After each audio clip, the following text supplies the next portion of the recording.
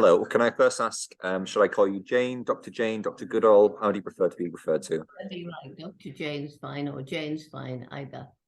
Thank you so much. Where am I speaking to you? Where are you at in the world right now? I'm in New York on the way to San Francisco tomorrow and then Los Angeles. Oh my God, you're a busy, busy lady. Well, I very much appreciate this brief 15 minutes which I'll have with you. Thank you so much for your time. I massively appreciate it. I'm truly honored, honestly. Well, nice talking to you. So we're here to talk about Jane, which is an absolutely fantastic, adorable, informative, and entertaining series. Can I ask, how to you did the project come about? Please start from the ground up. When did the series of Jane arrive in front of you? Well, I knew nothing about it until I think some of the sections were completed, and then I saw it and was told about, the theory behind the series, how it was going to educate children.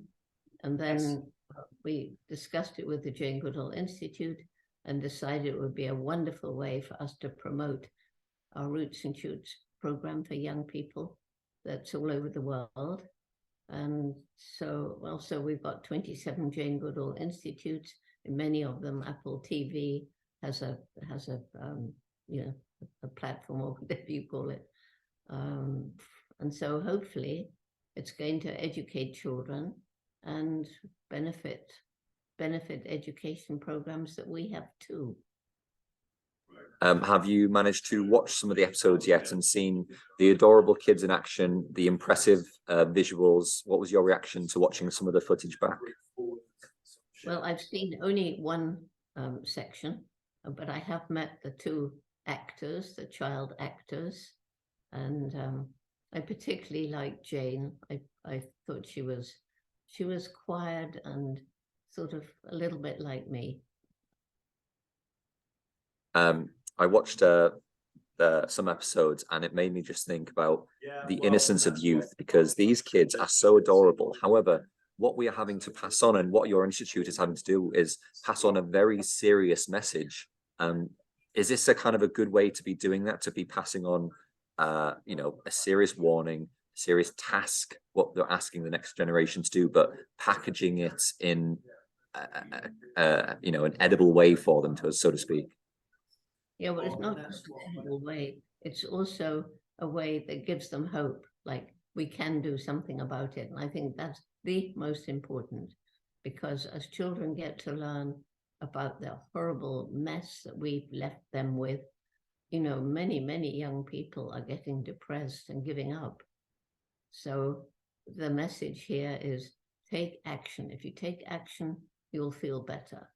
And then, of course, it's a circular thing, because if you don't have hope, then you won't take action.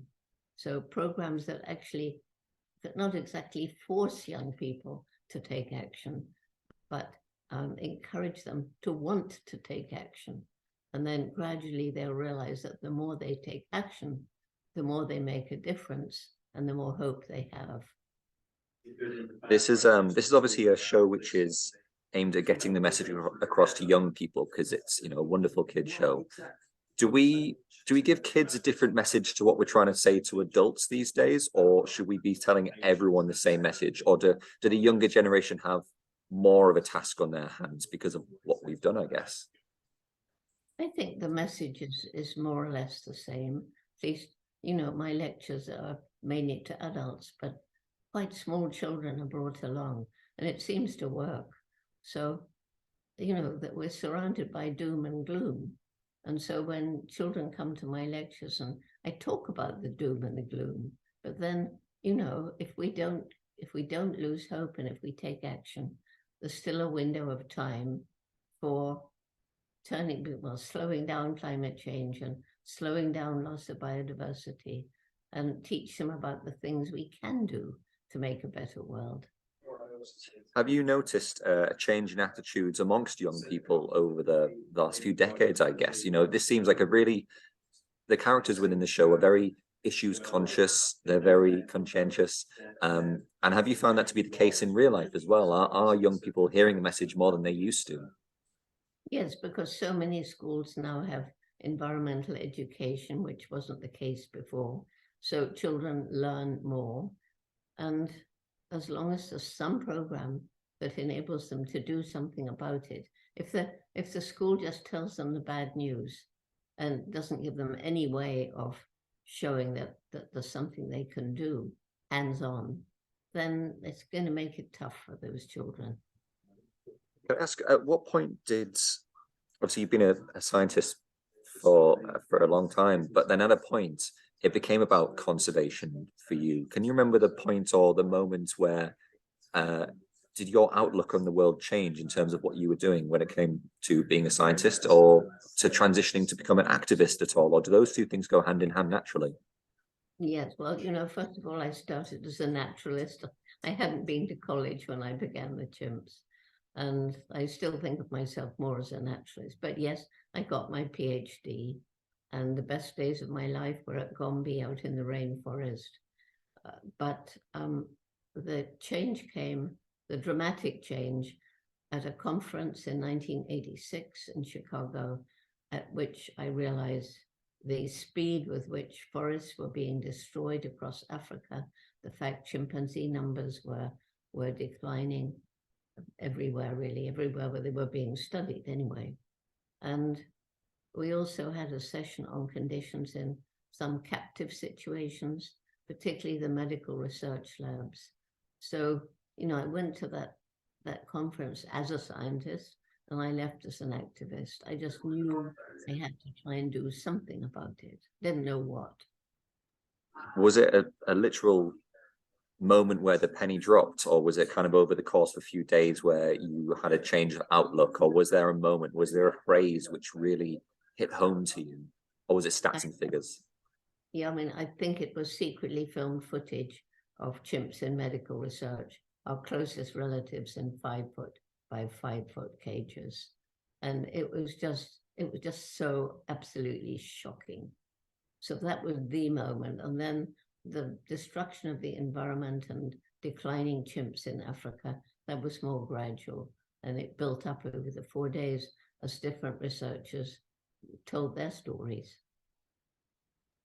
And obviously we're within the series Jane, it's the focus is a young girl who's massively inspired by you and your work.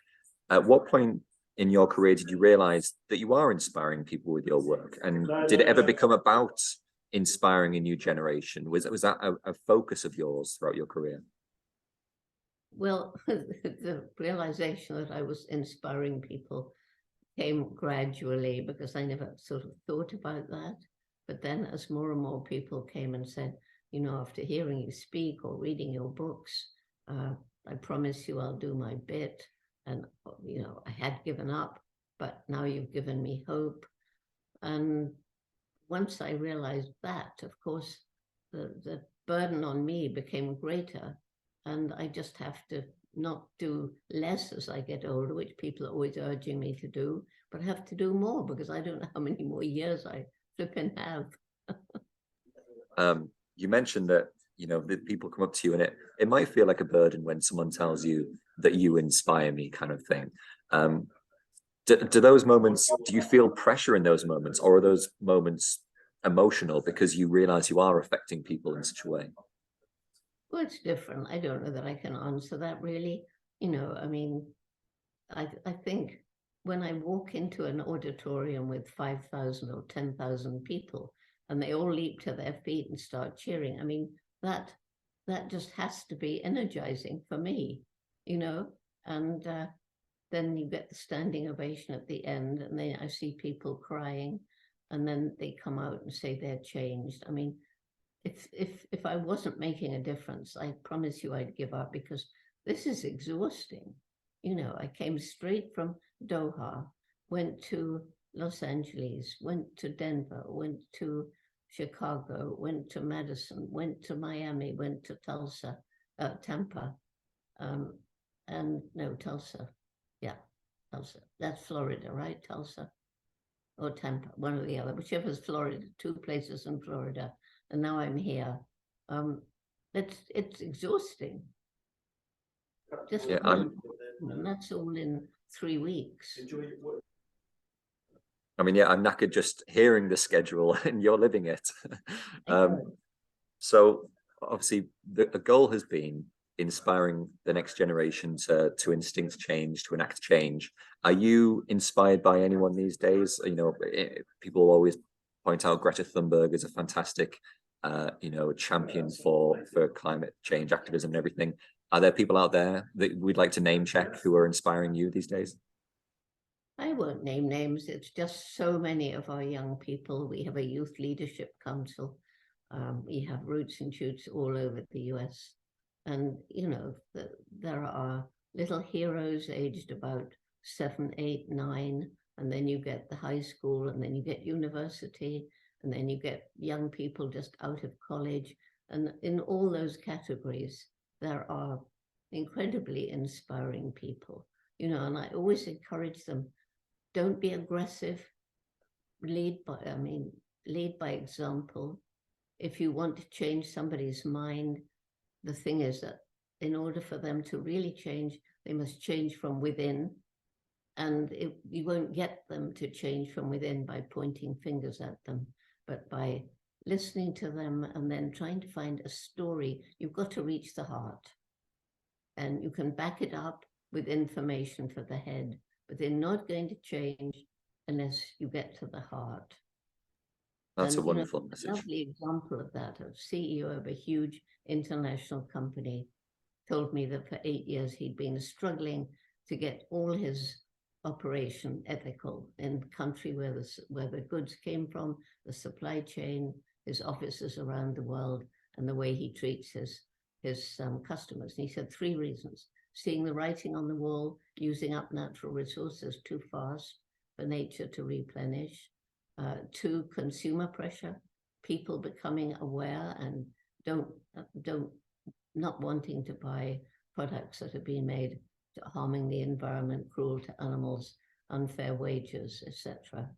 And finally, he said, what tipped the balance? My little girl came home from school. She was 8 years old. And she said, Daddy, they tell me that what you're doing is hurting the planet. That's not true, is it, Daddy? Because it's my planet. That is an incredibly affecting story. Well, I'm so glad that, you know, obviously roots and shoots, you want to reach people of all ages, of all levels. But if we do change the minds of CEOs, of people who have the ability to make mass change, then mission accomplished, surely. But you know, one CEO at a time. And, you know, young people are changing their parents, grandparents, teachers, and friends. So that's why I hope this series will enable us to grow roots and shoots, you know. Since if you aim for the stars with your wishes, you might reach the moon. I aim for the stars and say I want roots and shoots in all the schools in all the countries. So maybe I'll get to the moon. Fantastic. May I ask you about something which I was reading about today? And I'm a Brit, so I'm fascinated by this naturally. Obviously, you received a damehood in 2002, is it? 2004? Don't remember. Me neither, but around the turn of the century, essentially. Can I ask you about your memories of that day? Because I was trying to look at who damed you? Who gave you your damehood, essentially? Do you remember much about that day and the conversations that you had around with, was it the Queen who gave it to you? No, she turned at that day, she was indisposed. She gave me the CBE, which comes before. Was now King Charles III who gave it to me. He was Prince Charles back then. He gave it to me, and I had a group of friends there. Don't remember too much about it because, you know, those are not the kind of things that fill me with. I mean, yes, it's an honor, but I'd rather be given a little pressed flower by a small child who's pressed it for me because she loves me and wants to give me something to remember her by. Those reach the heart. My God, that's a wonderful sentiment. So I'm guessing you wouldn't be attending the coronation in the UK next month, and would be a celebration for you. No, well, I can't. I mean, I won't be there. I'm already scheduled. The whole rest of the year is scheduled almost day by day. And during the coronation, I think I'll be in Europe. Oh, I can't remember. Oh my God. Well, Keep up the good work. I'll be following you avidly. Thank you so much for your time. I've got to call it there, but I really do appreciate your time. Thank you so much, and congratulations on everything that's happening for you at the moment. Well, thanks. It's been lovely talking to you. Do you have children? I don't, but oh my God, the amount of things I am taking from watching Jane, and yeah, I'm just going to be, I want to be very conscious and pass on the message as much as I need to. Yeah, well, there's still lots of children you can help in this world. I absolutely agree. Nephews, godchildren, I'll be doing it all. Jane, I've got to leave you there. Thank you so much. I'm going to stop recording.